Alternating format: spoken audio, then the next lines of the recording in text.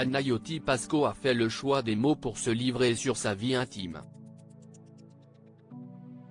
Dans son tout premier livre, La prochaine fois que tu mordras la poussière, l'humoriste révèle son homosexualité et il raconte ses premiers amours.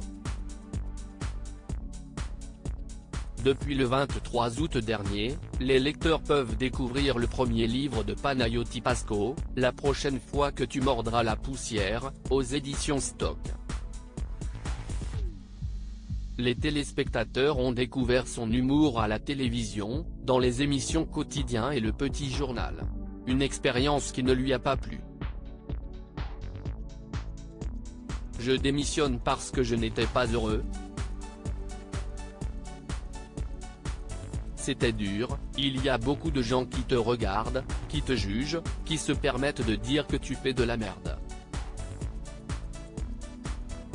C'est un peu flippant, avait expliqué l'humoriste, qui a ensuite mis tout son talent dans son seul en scène, Presque, disponible sur Netflix.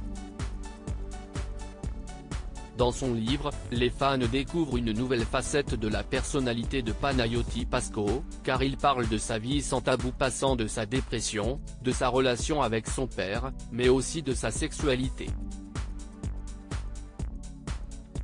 Une première expérience homosexuelle ratée pour Panayotis Pasco pour la première fois, il révèle son homosexualité dans son livre. J'ai mis longtemps à le comprendre, et encore plus à l'accepter. J'ai toujours eu peur de me brasser les filles, j'étais mal à l'aise.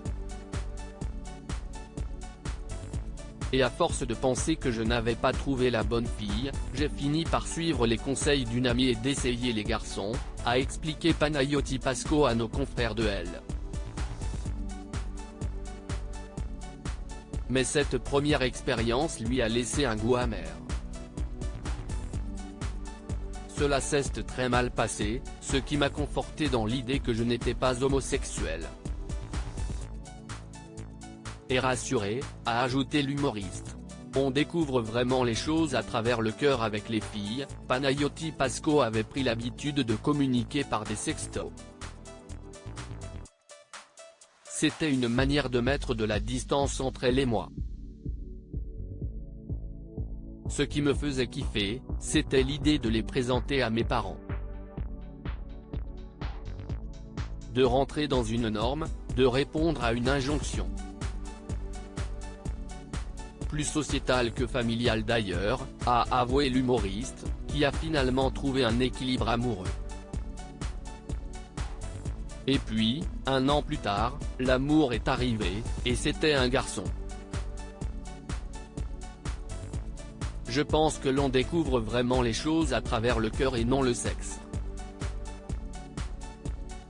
Avec lui, j'ai eu pour la première fois la sensation d'entrer vraiment en contact avec quelqu'un, concluait l'humoriste.